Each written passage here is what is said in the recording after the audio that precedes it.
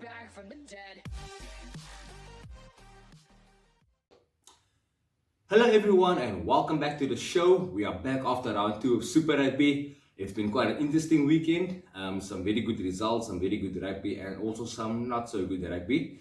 But we'll get to it now in a minute. In this segment I will be covering the round 2 results as I've just mentioned. I will be covering the Six Nations and a bit of Varsity Cup and also some other rugby news we've heard over the course of the weekend. So without any further ado, first up we had the Highlanders taking on the Sharks. I said last week the Highlanders might put them by 6. I was totally wrong. The Sharks, being the good travelling team they are generally, they've stood up again. Cohen Bosch to control. Apelele Lefasi, another exciting prospect we have in South African rugby. He's very good under a high ball. He's got an eye for space and a very good attacking player. I think the kid has a bright future ahead of him. And the Sharks unearthed a real gem there in the 15 jersey. Also Makazole Mapimpi, dude, don't stop scoring. You are just so damn good. You both got a brace this past weekend, beating the Sharks or beating the Highlanders 42 points to 20 in Dunedin. I think it's going to be a long season ahead for the Highlanders. They have lost a couple of players. They don't have the best forward pack or the best squad for that matter in the competition. So for my Dunedin friends, brace yourself for a long season. The other one we had, I also think that the Sharks might also be one of the contenders for the SA Conference after this past weekend. The other match we had was the Brumbies. They beat the Rebels 39 points to 26. Now, I said to you guys last week, I think that the Brumbies should beat the Rebels by 17 points. At one stage, the match were like that, where they were 17 ahead, and it became a bit of a seesaw event at the end. Brumbies pulled through to get a good convincing win over the Rebels. And I think that the Rebels, with the players they've lost, some key guys that were there, I don't think they'll do well this season. They might be at the bottom 3 of the conference or of the whole overall log come into the season after a decent 2019, only just missing out in the playoffs. I think that they will have quite a long season ahead of them. I think the Brumbies will probably be the one Aussie team that will top the Aussie Conference, and also in saying that be the only Aussie team to be in the qualifiers, come later on in the season. Australian rugby is in a bit of a dip. They do have a new coach in Dave Rennie, which is a very accomplished and respected coach, but which players will he get for the national side? Aussies always have been good in getting a decent 23 together for the national side, although their super teams haven't performed, so maybe they can perform some sort of medical with that resources available to him. And I think the other game that stood out for me as well is the one I've called the upset on the Chiefs. They beat the Crusaders by 25 points to 15. I said the Chiefs by 5. They ended up winning by 10. So good on them. My prediction was quite well there. Also, I think that the Chiefs will be one of the sides to watch. They might even contest for the New Zealand Conference. And a word on the Crusaders, they've lost like nearly 1,000 caps over the 2019 season going into 2020. And I think the only worrying thing for Scott Robinson is the fact that he's got a decent team now that can actually go on to win this competition for a 4th time in a row. But here comes the big but. Injuries are inevitable, and going forward in the season, how will he deal with it? Because if he loses 2, 3, 4 guys, he's going to have quite a depleted squad to work with. Crusaders are good, but they're not invincible, as you saw this weekend. And look, last year they played with the first choice back row in Todd, Tafua and Kieran Reid. Those guys aren't there anymore. They have to come with Douglas, Tom Christie, and I'm not sure who the other guy is, but they were quite good in the weekend. But if those guys get injured now, who are they going to fall back on? Your back row is such an important part of your game. I don't think they have the front row to actually be good against some decent opposition when they do come up against them. It's going to be a testing time for the Crusaders franchise, and I think they'll struggle in the season at points, but I still think they'll make the top 4 at least. And also I think Avili was quite decent at 10 for the Crusaders. I'm surprised that he actually played there in the first place, because I think the last time he played there was at school level, which is quite a long time ago. Same with Dylan Lates, who can play 10 but mostly plays 15 and wing these days for the Stormers. But I think that maybe they should have played Brett Cameron at 10. He's been waiting in the wings for his chance. He still played off the bench this past weekend, and maybe this was the opportunity to give him the chance to play 10 and play Will Jordan off the bench and Avili at 15. but it's over now, and I think the coaches will have learned their lessons and took some notes out of these matches. Also that the other match that I got totally wrong, the Waratahs losing to the Blues 32 points to 12. Iro Samori, what a guy. Hat-trick against the Tars away from home. It's a very good win for the Blues after the game they let slip last week against the Chiefs. I think they'll be happy to bounce back in this fashion. It was a very good win for them, bonus point win for them. And I think that going ahead in the season, this might be the turning point for them, although it's quite soon. I also think that the Ioane brothers stars might be fading. I mean, Rico's out for a couple of weeks now with a hand injury, but the Blues look very comfortable without him. It's kind of worrying, to be honest, because Ioane was a big prospect in New Zealand rugby.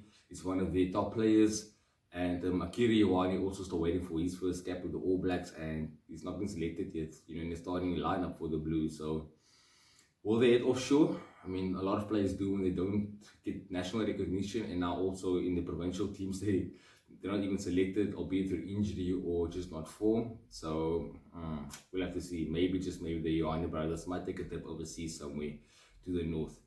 Then we had the Lions against the Reds, 27 points to 20. I said Lions by 10.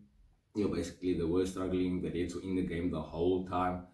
They managed to get away by 27 points to 20. A good play by Tyron Green. I think the kid's world class. Another good fullback. And also play a wing in the country that we can look forward to maybe the next World Cup or in the future. Definitely a very good prospect we have there. And I think that the Lions, they will struggle going ahead in the season. They play the Stormers next, will be an easy feat. The last time the Stormers won was in 2015, I think at Emirates Airline Park, and it was only by a measly 2 or 3 points. And it was very, very tight. I think the Lions crossed the line twice, but was held up, and then the ball was dislodged in the tackle by the Islander. So it was quite a long time ago. So they'll have quite a big task cut out for them, the men from the Cape, to get one over their Josie buddies. But I think that they'll be able to do it come this weekend. We'll talk about that, on Thursday. I will have another show or another segment talking about the upcoming matches we can look forward to, and also my predictions after the teams have been released. And then obviously the next match was the one in Cape Town, which was the not so good match to watch. I was there. The Stormers against the Bulls. It was a classic North-South derby. Very hard, very gritty, bit of niggle, had everything in it, but not very beautiful to watch. But sometimes you will get those games where you will win beautifully, but also you have to win ugly as well. So basically the notes I've made, I said it was a very scrappy game.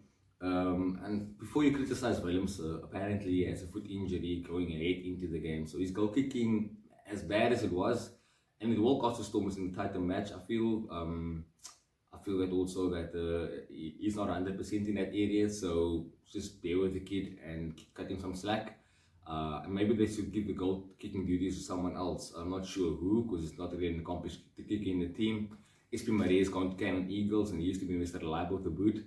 And this is an unpopular opinion, but when it comes to closer games, you need a good goal kicker. And if Valens's foot is not 100%, I think that, look, it's a bold call, honestly. Like, you can't actually drop the kid because he's very good at 10, and he's going in combination with those Yankees at 9.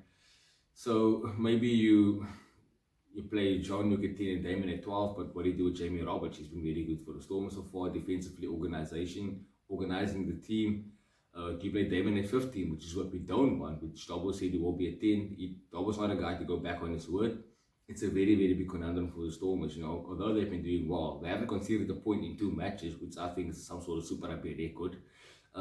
It's still a concern for them that they could have been ahead by 20, 21 points and not having to worry at the end of the Bulls scoring. But, at the Bulls score in the last 5 minutes, they would have been down by 6 and had opportunity to win the game. As what happened in the next match, later on in the evening, which we'll get to in a minute. So, the other stuff that I've just mentioned here is that, the Stormers forwards delivered when it mattered. They were tired, they won the pressure. The team and Stormers forwards got them out of trouble. I think that last scrum as well, about the 77th minute, where they actually managed to get a penalty and get out of their half. The thing is, the Bulls forwards were quite good, or the front row actually, especially the Springbok props in Nyakani and Kuboko. They are good starting players, and they were actually matching the Stormers for most of the match. But when they went off, the Bulls doesn't have to bench. Matanzima was still out, so he wasn't selected. And I think the Bulls forwards are the downfall on the bench. They don't have the finishes that they would love to have, especially in the forward pack. So that's where they will be struggling this season. And they might, maybe just maybe be one of the teams that end up in the bottom three of the overall lock, and also in maybe last in SA conference. But that's still a long thing, a long time to come, so it's not something we'll talk about now much. And also Nafitu Tewaki, the Tongan center, he still has to be selected for the team. He's in the country for a couple of weeks now. And I think it's desperate time for the Bulls. They haven't scored a try in 2 matches. So I think that it's time for them to actually maybe get this guy in, maybe he can make a difference. If they have to drop the captain in Orendahl or shift him to 13, then so be it. But they need all the help they can get now. So I'll play to the back if I were them.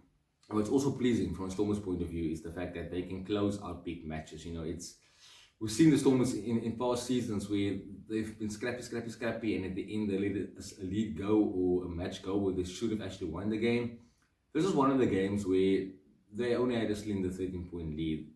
Like I said, if the Bulls scored and they would have been, you're in with the game by 6 points, anything could have happened. Another converted try would have seen them put the Stormers 14 points to 13.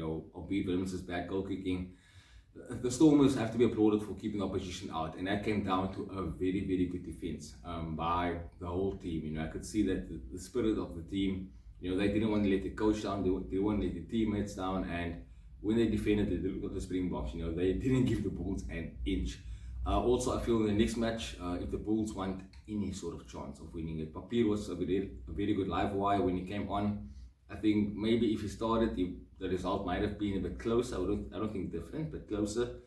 He's been a bit of a menace around the fringes of the ruck, and with his sniping breaks and all that. So maybe, look, if Porter Iman is a smart guy, I'll play Tui Tewaki. I'll play Ambrose Papier. I know it's a struggling season for him. He lost a lot of players, but going ahead, he'll have to make some changes sooner or later and not stick with the tried and tested, because the tried and tested is simply not working for them. And then the last match of the evening is the one we had early morning against South Africa.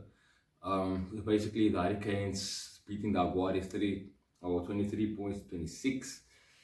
I didn't watch the match. I only saw the highlights this morning, so I couldn't make much of it. But basically, I think that Jordy Barrett was brilliant in that match. He started the 64-meter penalty goal. I think he beat it Dan Carter's record as well with that penalty attempt. And those 3 points got him home in the end of the day. Also, I think that the Hurricanes bench were instrumental in them actually getting the win at the end. So, good on them, and hard luck to the Aguares. They will take a losing bonus point out of this match. They are on 6 points now. So I think next up they'll also want to make amends for their loss now they had. So that's basically it for for the Super Rugby. And also the Canes had to dig deep for a win, but that's what rugby is all about. You find yourself down, and somehow, some way you manage to get the win, and that's quite remarkable. And that makes the Hurricanes as dangerous as ever.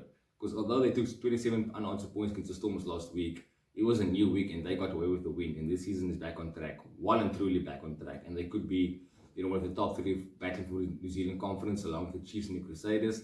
I don't think the Islanders and the Blues will see the playoffs again. The Blues have played well, yes, but the Waratahs was so poor. So, we'll have to see what happens. I've been wrong a lot on the show so far, so don't take everything I say too seriously. A quick Six Nations recap. Ireland beating Wales 24 points to 14. I only caught the highlights. I can't actually elaborate too much on it. And Scotland beating England, or England beating Scotland, 13 points to 6. Probably was a scrappy game. I didn't see it myself. If you look at the scoreline, and then we still have France and Italy playing later on. France should take it with ease. So that's what we look forward to later on, 5 o'clock African time. And some Master Cup results. UJ going down to UCT 25 points to 16. Good start for the men from the Cape. UW's going down against Wits 38 points to 10. So not a good start for the other men from the Cape. And then of course from the Cape Wildlands we had a rout 67 points to 16. Shimless coming up well short against the Marties. Look, I was at the match, and I think later on in the match I got bored because Marties kept scoring and scoring and scoring. It became so one-sided. I got bored of the match. about the last 10 minutes, the students started leaving because there was nothing to look forward to because like there was nothing tense. So as good as the win was for the Marties, the Shimlas have to really look at themselves and say, what's going on, boys? We can't lose like this. Because Marties lost a coach, they lost a lot of experience, and still they were like a well-oiled machine.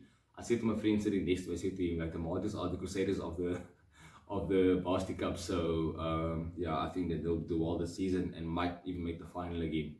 And also Tuks had to dug deep with a last minute penalty to beat Booker. They were down by one, they won by two, and Theo Bosso stepped up well to get the win for the men from Pretoria. So yeah, that's basically the rugby results for the weekend. Just a few things that came out over the weekend as well was the talk about, it's been a week actually, the talk about the South Africans wanting to join Europe. You know, we've been getting these reports. Scott Britt suggested it will be a good move for the South Africans to go north. I'm not in favor of that, you know. In Afrikaans, I have a saying, we say, Easter slit Easter, you know, which means iron sharpen iron. It's in English as well. Don't know why I said that. But, you know, we love testing ourselves against New Zealand, even against Australia. And I feel that if we're going to go north, we're going to lose so much edge in competing against these top guys. And we're only going to play New Zealand on the end of year tour, maybe even just once every 2 or 3 years. You know how this course tours are scheduled, and I just feel that it's going to be atrocious. But you know, there's been talks out of New Zealand saying that it's rubbish, that SA's broadcast deal only expires in 2025, so they can't join in 2024, and they have a very good relationship with South Africa, the whole SANZAR agreement they have. So it's a bit of a rubbish report, so I wouldn't worry too much about it. And also, other thing is that Rassie Erasmus has been in talks with the English of possibly succeeding Eddie Jones for the head coaching position. I'm not sure what it is with the English and South Africans. You know, we beat them in the World Cup final, and they have a forwards coach now, not the one our head coach do. They just have to realize this, you know, one recipe doesn't suit for all bakers. So they might get their wish, but I doubt Rassie will go. You know, he's still director of rugby for the next 4 years, I think. So yeah, he has an exit clause, but I don't think Rassie will leave South African rugby now to go coach England. But you never know. When the English talk and they pay, money talks, eh? And the guys tend to go. Also, Stormers fans don't know about Eddie Jones. Okay, so that's about it. You've seen my face enough for today. Hope you had a very good weekend, and hope you have a good week, a very blessed week going ahead.